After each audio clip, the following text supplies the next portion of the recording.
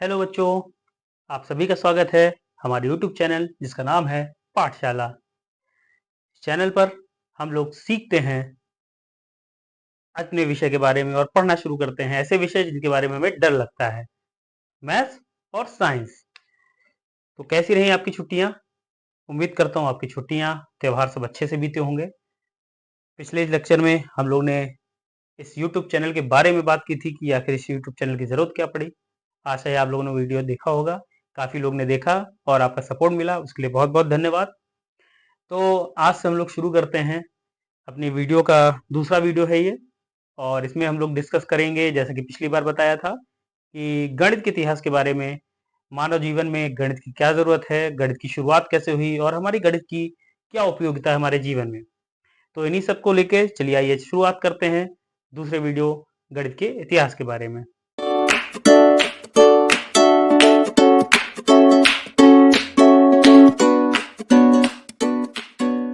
आज हम लोग जानेंगे गणित की जन्म कैसे हुआ और गणित की शुरुआत कैसे हुई। तो विज्ञान में हम लोग ने पढ़ा है और सबको पता है कि हमारे पूर्वज बंदर हुआ करते थे, और उसके बाद धीरे धीरे हम लोगों ने विकास किया, हमारे अंदर चेत बुद्धि आई। बुद्धि से हम लोगों ने चीज़ों को सीखना शुरू किया, पहिए का आविष्कार किया, फिर हम लोगों ने एक जगह रहना शुरू किया, खाना बदोश जीवन जीते थे, फिर एक जगह रहना शुरू किया, रहने के बाद हम लोगों ने खेती करना शुरू किया, खेती करने के बाद हम लोगों ने आग की खोज की। ये सब हमने विज्ञान में पढ़ रखा है। आग की खोज किया, खाना पका के खाना शुरू किया, कपड़े बनाने शुरू किए, उसके बाद जब खेती करनी शुरू की तो खेती करने के बाद हमने आवश्यकता से अधिक पैदावार शुरू कर दी। जब खेती शुरू हुई तो हमारे पास आवश्यकता से अधिक चीजें होने लगी।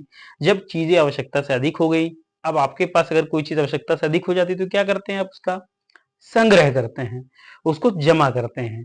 अब जमा करने के बाद क्या समस्या आई? जमा करने के बाद अब यहां तक ये सब चीजें हमें मेरे ज्ञान में पढ़ा है। मनुष्य क्या है?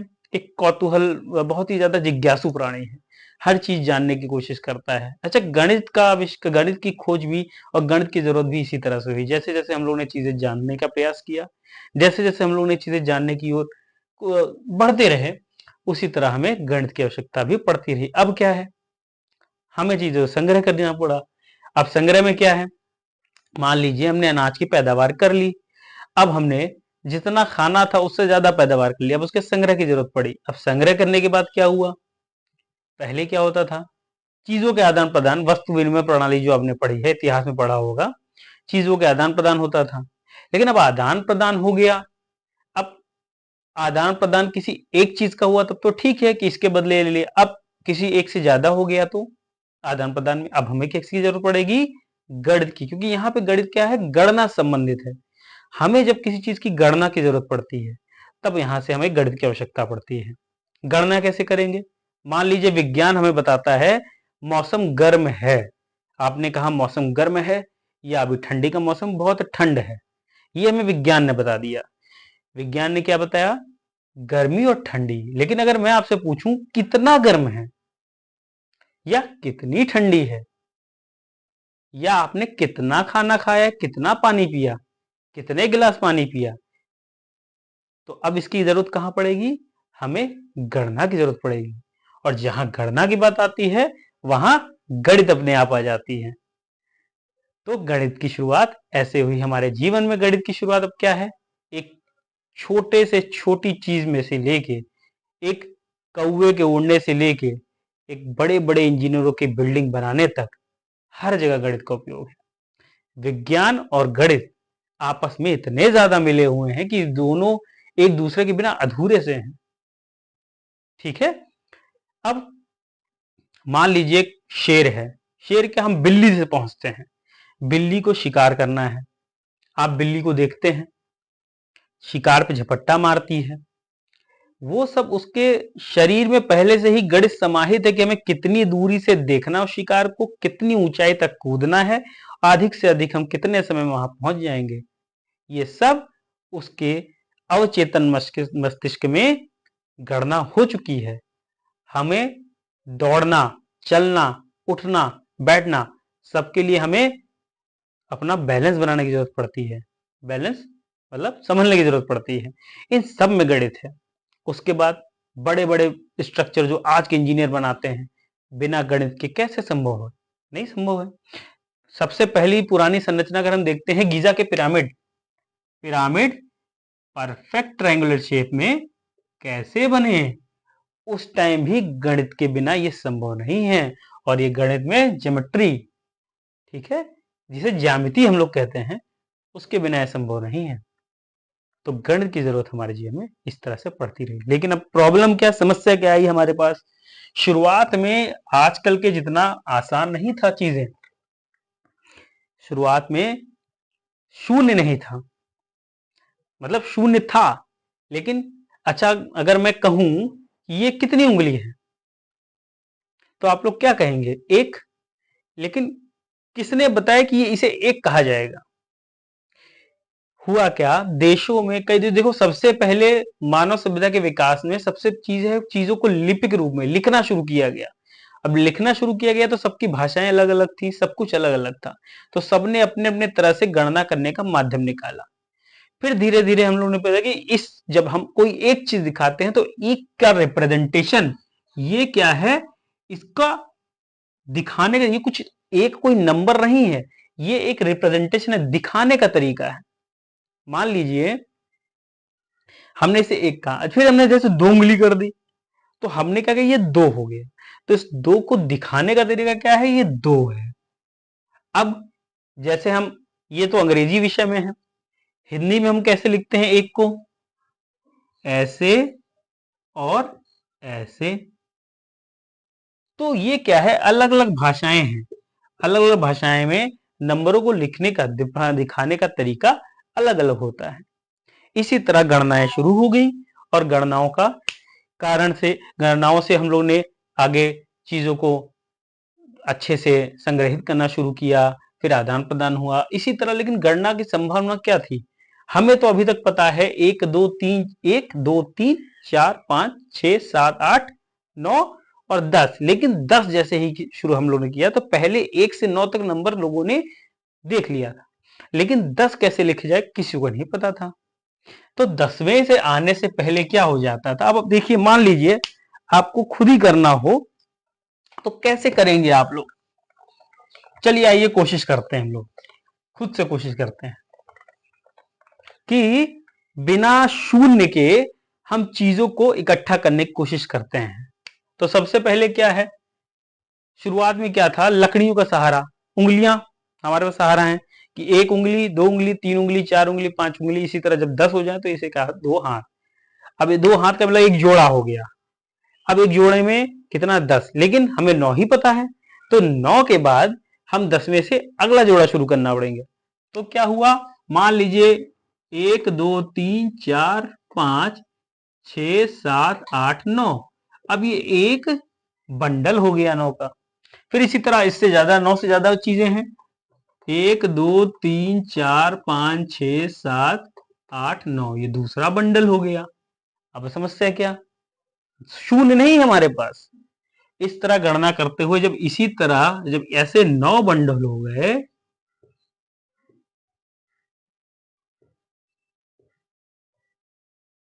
जब इस तरह के 9 बंडल हो गए जिसमें सभी 9, तो इसका एक और बंडल बनाया, और जब इससे ज्यादा संख्या हुई तो इसका एक और बंडल बनाना पड़ेगा।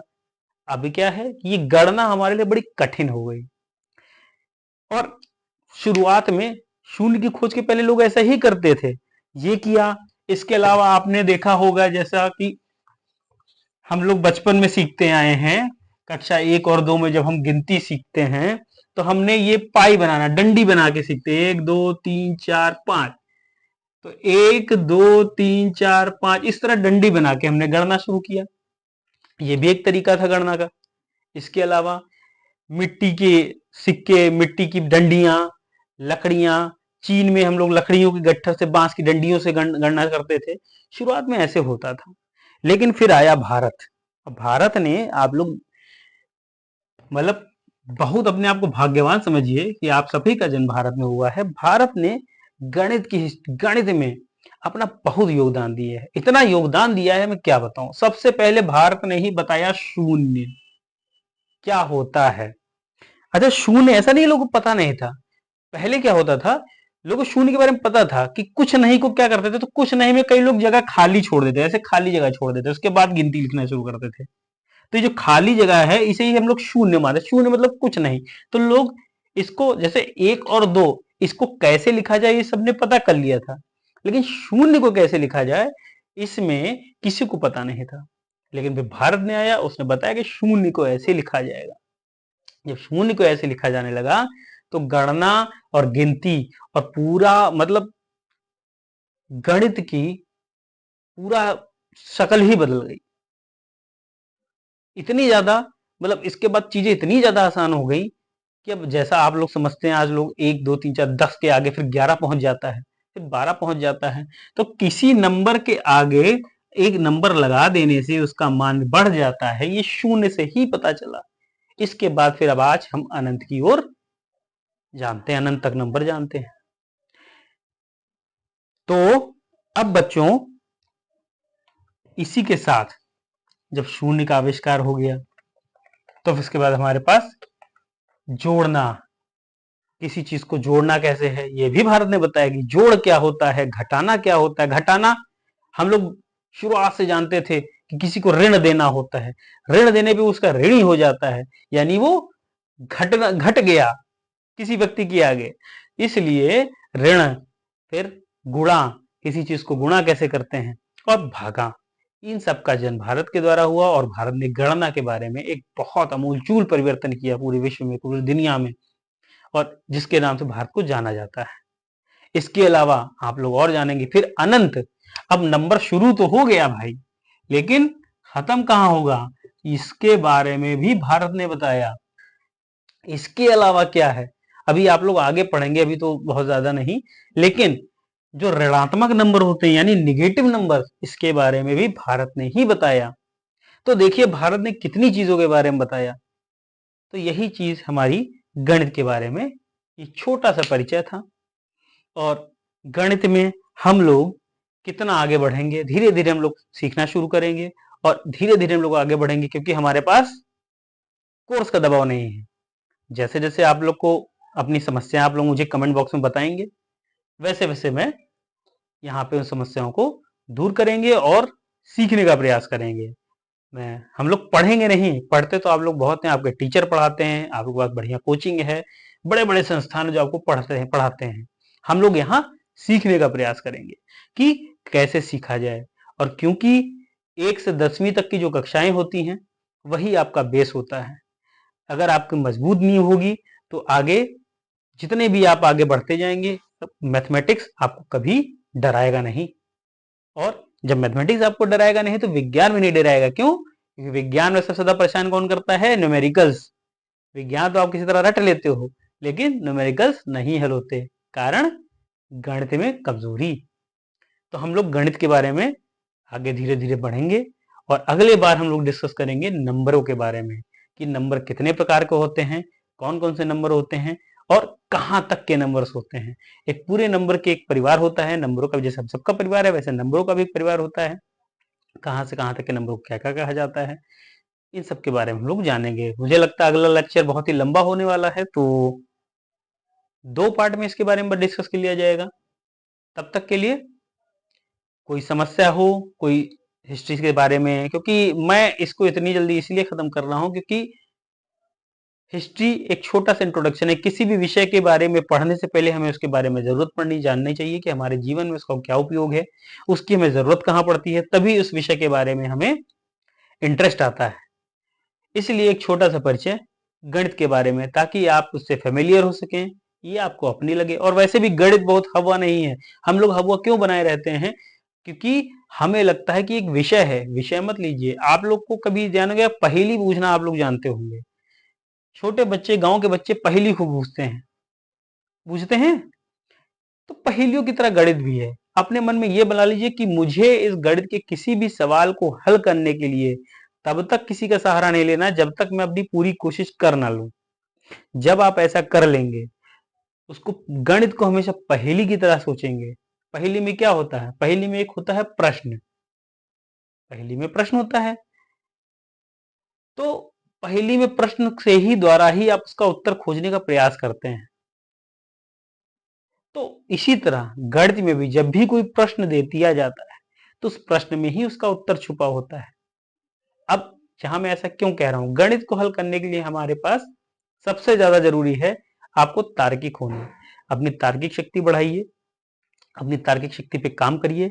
जरूरी नहीं है सबकी तार्किक शक्ति एक जैसी हो, बुद्धि सबकी लगभग समान रूप से काम करती है, लेकिन किसी को जल्दी समझ में आ जाता है, किसी को देर में समझ में आता है। इसकी कमी क्या है? हम जीवन को देखने और जगह को देखने के में अपना नजरिया बदलना होगा। कुछ लोग होते हैं किसी जगह जाते हैं तो उन्हें हर जगह की चीज, इस जगह की हर चीज याद हो जाती है, यहाँ पे ये चीज थी, यहाँ पे। और कुछ लोग होते हैं गए वापस आ गए, उनके बगल से कौन गुजर रहा है ये भी नहीं पता। तो क्या है, अपनी चीजों को और हम लोग अपने एनालाइजिंग पावर को, मतलब हम लोग ध्यान देने की क्षमता को और तर्क शक्ति को जब बढ़ाएंगे तो गणित हमें बहुत आसान लगेगी। इसी के साथ गणित आज के लेक्चर को यहीं समाप्त किया जाता है। आप लोग खुश रहिए, पढ़ते रहिए, मुस्कुराते रहिए। धन्यवाद। कुछ अच्छा लगे, कुछ कमियां हो, कमेंट बॉक्स में बिल्कुल बताइए। ठीक है बच्चों, तब तक के लिए नमस्कार।